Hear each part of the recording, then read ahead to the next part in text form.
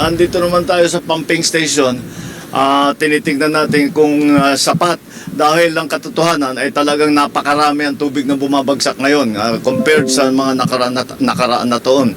Kaya kailangan tignan natin kung sapat ang volume na kaya ng mga bomba natin para ilabas ang tubig.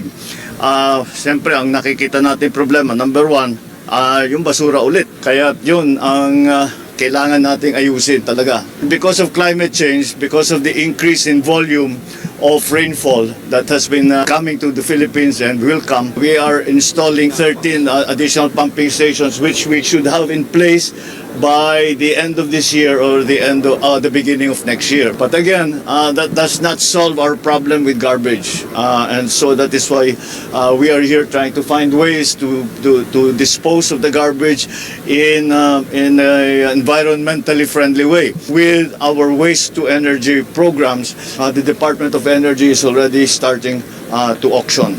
As long as the financing is fixed and is available, I think we will be able to put those into action by next year.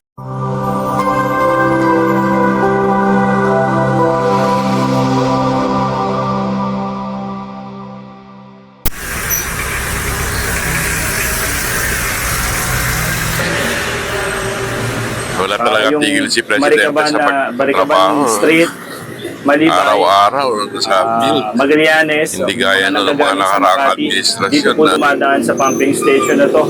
Kaya laking bagay po na napupush yung tubig papalabas po dito sa Parañaque River. In fairness naman po, tumaas po ng bahagya pero hindi po siya umabot sa kalsada. So nag-check po kami kung papunta na sa kalsada, hindi naman po maabot. Tinataas nila yung floodgates para hindi mapuno. Yun nga, pinupush po papunta dun yung tubig, papuntang Parañaque River. Maraming salamat po sa pag-inspect po. Bihira po ang Pangulo na bumababa po dito sa pumping station na to. So dahil po doon, siguro masisipagan po ng barangay yung pag-check po sa ating mga lugarin po. Ito pong Tripa de Galina ay isa sa malaki naming pumping station dahil ang sineservice po nito ay napakahabang ilog. I think from Manila hanggang dito sa Pasay.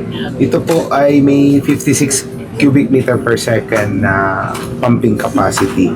Dahil po sa lakas ng capacity niya, humihigo po talaga siya ng iba't ibang klaseng basura. In fact, the other day, tumigil kami pansamantala dahil ang nahigo po ay isang napakalaking puno ng kahoy.